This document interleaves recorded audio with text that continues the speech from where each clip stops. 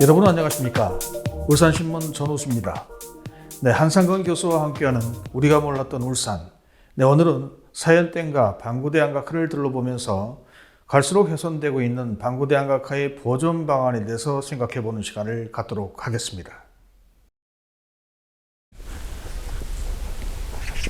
네. 저걸 넘어가면 이제 흘러나가게 돼 있으니까 그러네요. 저 이상 못 올라가죠.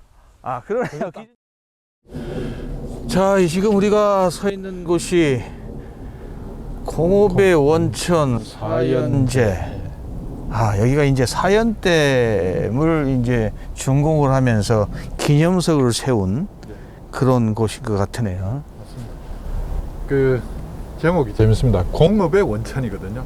그러니까 사연댐은 지금은 우리가 식수로 쓰고 있는데 원래 탄생은 울산 공업센터의 공업용수를 공급하기 위해서 만든 공업용수 전용 댐입니다. 그래서 이제 여기는 보면 공업의 원천이라고, 즉 공업의 뿌리가 되는 셈이라고 이제 그렇게 썼고, 이름은 이제 이 지역의 명칭 따서 사연제라고 이렇게 붙였고요. 또 밑에 여기 보시면 좀 희미합니다만은 잘 안 보이지만 요 사연제 시설 개요 그래가지고 좀 자세한 내용이 여기 적혀 있습니다. 그래. 첫 번째가 이제 목적, 두 번째 위치, 세 번째 개요인가요? 그러면 이제 중요한 게, 이게 과연 뭐 다들 아시겠지만 이 사연제가 언제 준공이 됐는지를 보십시다. 예, 준공이 여기 있네, 준공. 1965년 12월 29일. 시작은 1962년 10월 12일. 3년이 걸렸네. 예, 그러니까 62년이면 이제 62년 2월 3일 날 울산공업센터 기공식을 했으니까 기공식이 된 하고 이후 8개월 후에 이제 실제 시공을 한 거네. 착공이 이루어집니다.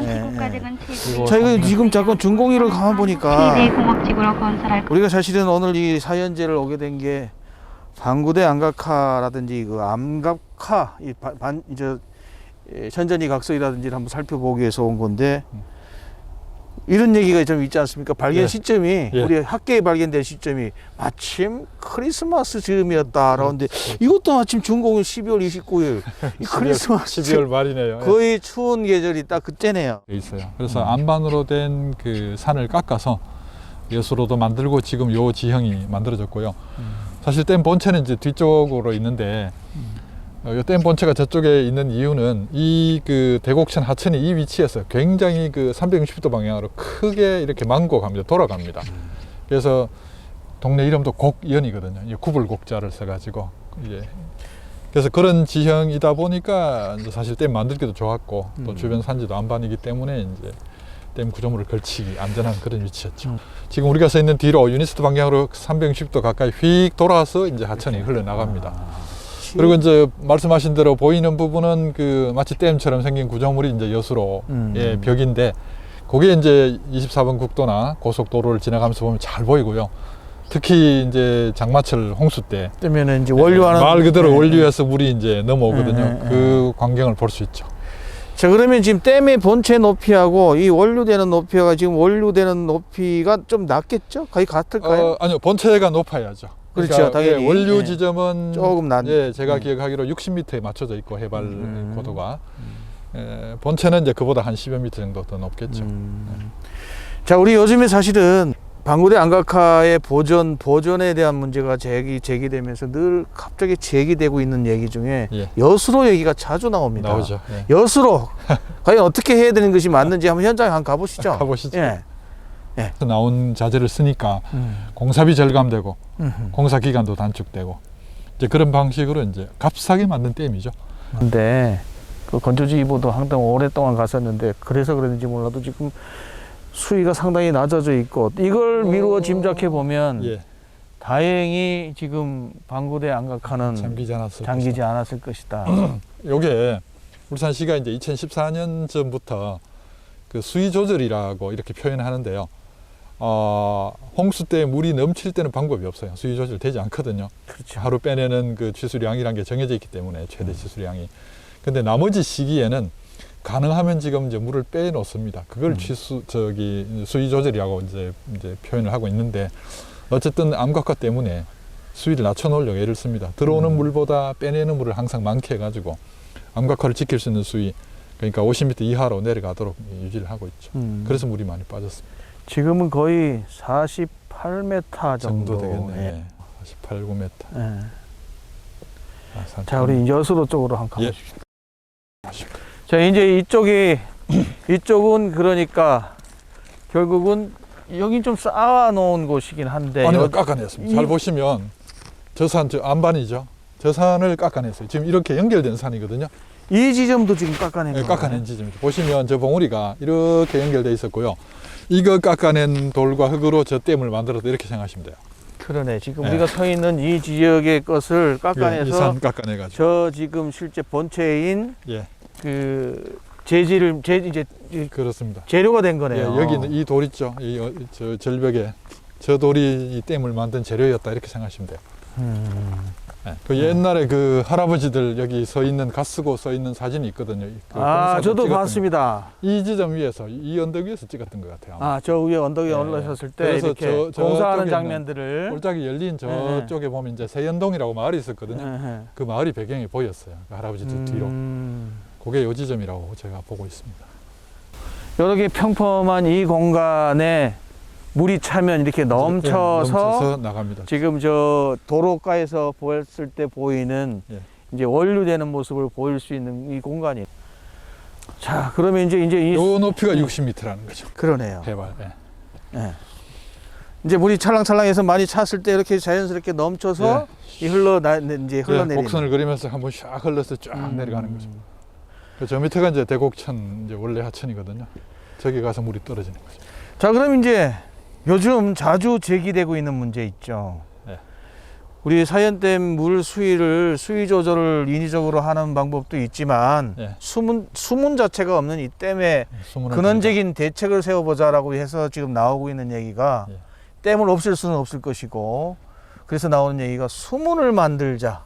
어디다가 만들자는 겁니까? 수문 설치할 위치는 여기가 제일 좋죠.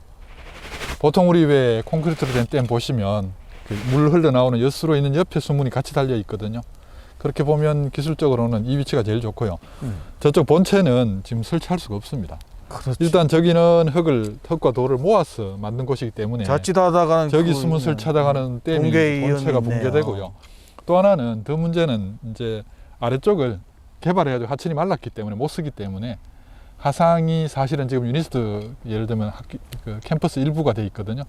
따라서 저쪽으로 물을 흘려보내면 그 시설들 다 철거해야 됩니다. 원래 하천으로 돌려야 되거든. 그러네요. 지금 저희 물길로서의 뭐 기능이 전혀 없는 곳이니까. 그래서 위치는 이쪽밖에 없다고 저는 보고 있고요. 그래야 이제 그 수문을 통해서 나가는 물이 저 아래쪽에 흘러내려가도 사실 하상이 안 깎여 나가거든요. 굉장히 단단한 거죠.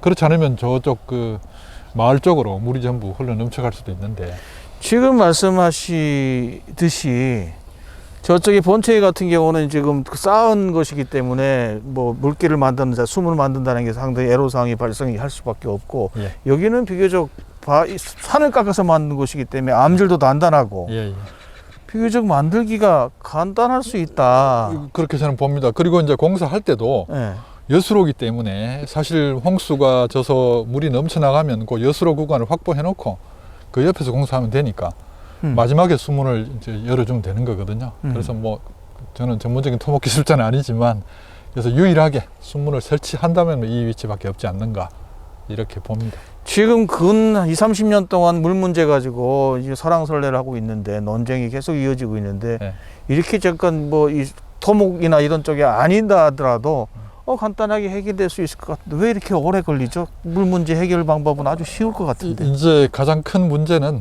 그 사연댐을 이제 한 20년 전부터 우리가 식수로 쓰고 있고, 그 다음에 사연댐 물은 깨끗하다는 이제 그게 하나 있고요. 그 다음 또 사연댐 물이 울산 시민 모두가 사연댐 물을 먹고 있다는 그 두 가지 포인트가 숨어 있다고 생각합니다. 그런데 실제 아니거든요.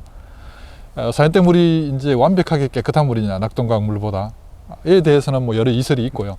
그 다음에 이 물을 최대 취수량이 하루 9만 톤 정도인데 이걸 가지고 울산 시민이 모두 먹을 수는 사실 없고, 그 다음에 사연댐은 또 잘 보시면 그렇게 그 큰 하천이 걸려 있는 댐이 아니라서 하늘이 정말 도와가지고 매일 똑같은 양의 비가 알맞게 내려주면은 이 물을 우리가 매일 9만 톤씩 풀로 쓸 수가 있는데 실상은 그렇지 않고 홍수 때만 가득 잠겼다가 다시 가뭄이 시작되면 이제 그 물이 항상 부족해요. 많이 안 들어오거든요. 그래서 그런 상황이라서 실제로 평균을 내보면 뭐 지난 60년간 하루에 취수할 수 있는 평균 수량이란 그렇게 얼마 되지 않는다고 생각을 합니다. 따라서 그 두 부분을 생각할 때 실제 이 댐이 어느 정도 기능하고 있는가, 울산시의 상수원의 에서 차지하는 비중이 그걸 정확하게 얘기해야 되고요. 그 다음 정말 이 댐물이 완벽하게 깨끗한가 믿을 수 있는가 하는 문제도 사실은 과학적인 검증이 필요하기도 하고요. 그걸 넘어서 이제 우리가 이 물 문제와 사인댐을 양립해서 안 되는 이유 중에 하나는 이제 댐은 사실 우리가 물은 새롭게 개발하거나 뭐 우리가 개발할 수 있는 방안이 여러 가지 있습니다. 대안이. 근데 암각화는 인류 재산으로 유산으로 유일무이한 것이기 때문에 제가 파괴되고 나면 그냥 끝나는 거거든요. 그렇죠. 완벽하게 없어지기 때문에 저걸 지키는 것에 방점을 찍고 우선시한 정책을 펼쳐야 되지 않는가 하는 거죠. 시간이 가면 갈수록 암각화는 훼손이 계속 진행이 될 것이고. 그렇습니다. 알려진 대로 우선 암질이 뭐 퇴적암 쉐일층이다 보니까 침식에 약하고, 그런데 사연댐이 준공된 65년 이후에 이제 지난 뭐 거의 60년 가까이 끊임없이 이제 침수와 노출을 반복했기 때문에 굉장히 이제 그림이 그려진 층이 약해져 있다는 것은 뭐 이미 학계에서 알려져 있고, 따라서 이게 더 지속되면 정말 위험한 일이 벌어지니까 이제 막아야 될 시간적 한계와 다다랐다.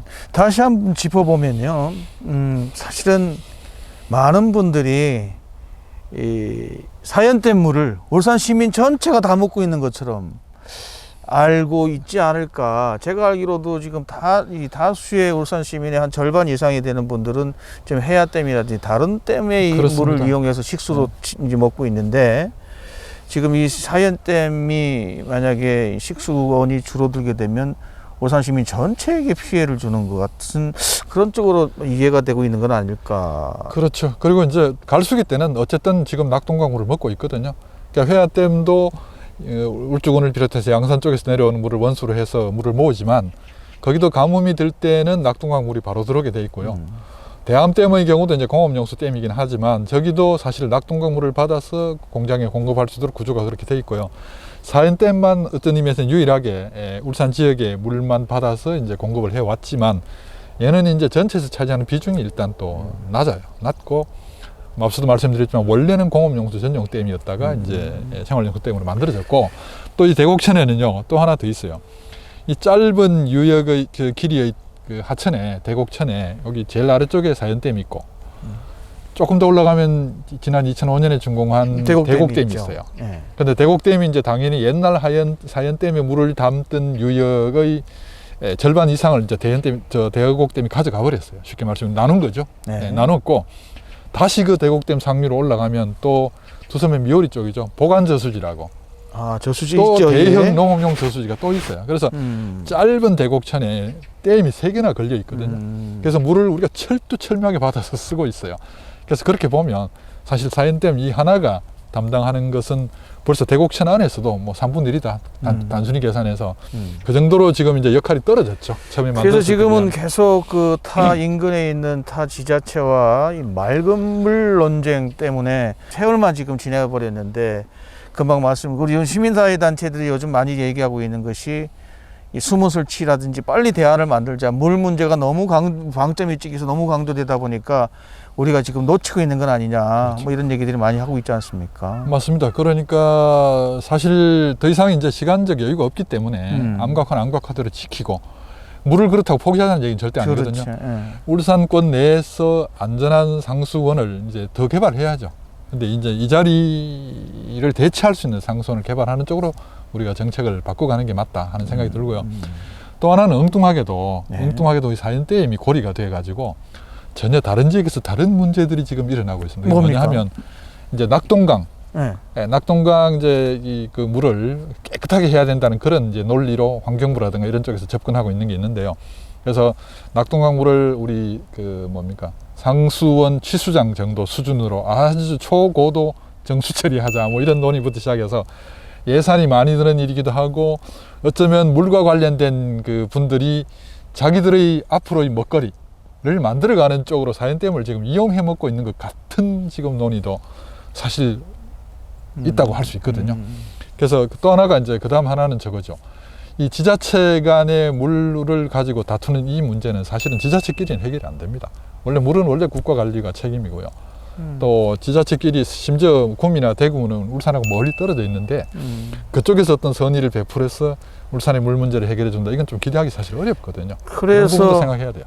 그래서 매번 뭐 정치 시즌이나 선거 시즌이나 이래 보면 국무총리가 뭐 내가 알기로도 뭐 손가락 한 손가락이 모자랄 것 같습니다. 그렇죠. 각종 뭐 이 위정자들이 수도 없이 왔다 가면서 내가 해결해 줄게 하고 갔지만 아직까지 이 모양 이 꼴 아닙니까? 그렇습니다. 근데 사실 사연댐 이거는요 탄생 배경을 보면 철두철미 국가가 결정했습니다. 울산은 여기 아무 역할 한 게 없고요.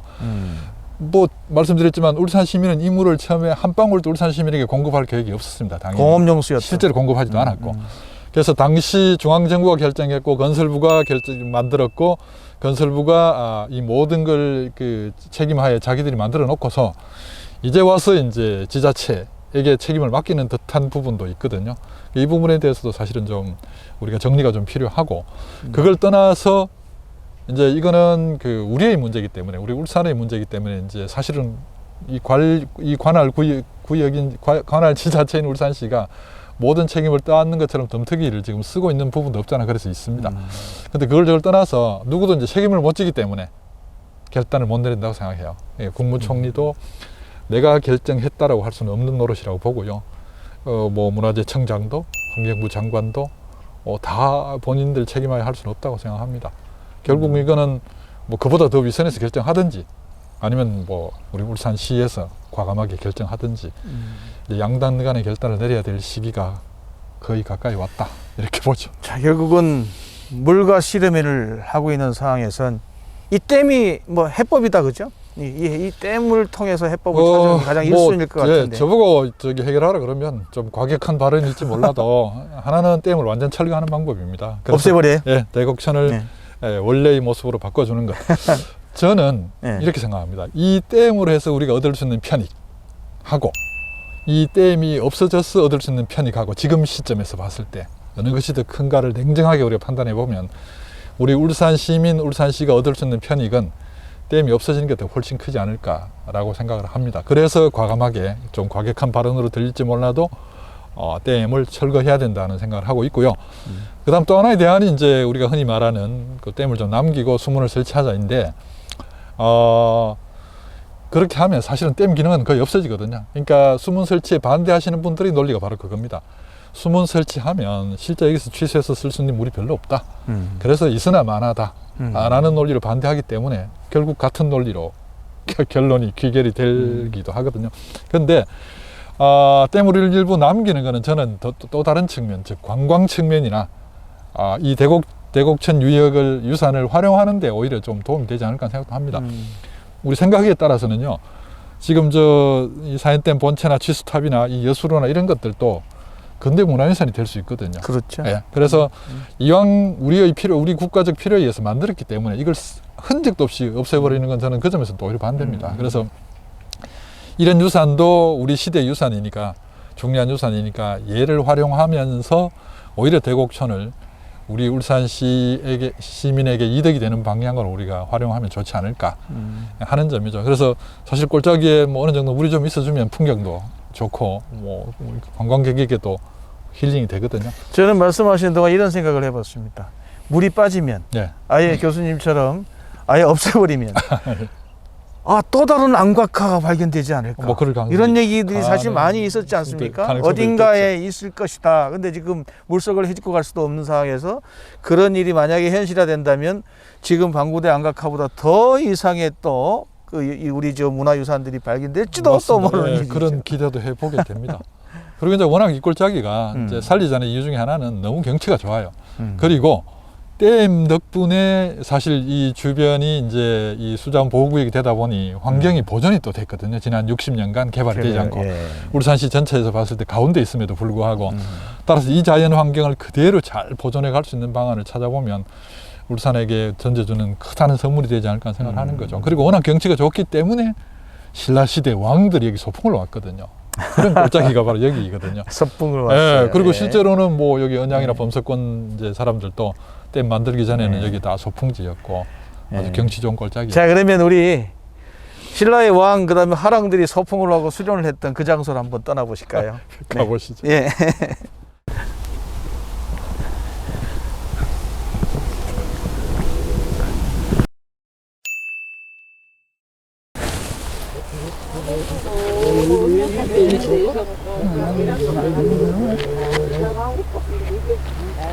자, 그래 지금 이곳이 최근에 뭐 아주 반가운 소식이 지금 계속 잇따라 있었어요. 뭐 주민들 입장에서는 조금은 아까 들어오면서도 봤지만 예. 현수막이 걸리기도 했는데 명승 지정 예고가 되기도 했고 또 세계문화유산 등재에 그 두 번째 단계 예, 이제 등재 후보. 예, 목록 이제 그것이 이제 후보가 됐다라는 얘기도 있던데 그게 보니까 막상 세계문화유산 등재가 되려고 하면 한 벌써 4, 5년 뒤에 얘기더라고요. 아무리 빨라도. 그렇기도 하고요. 지금 이제 등재 후보 두 번째까지 갔다는 거는 제일 문제가 우리가 테이블 다리 원리라 그래가지고 암각화를 보존할 수 있는 실질적이고 확실한 그 조치가 다 갖춰져야 된다는 조건이거든요.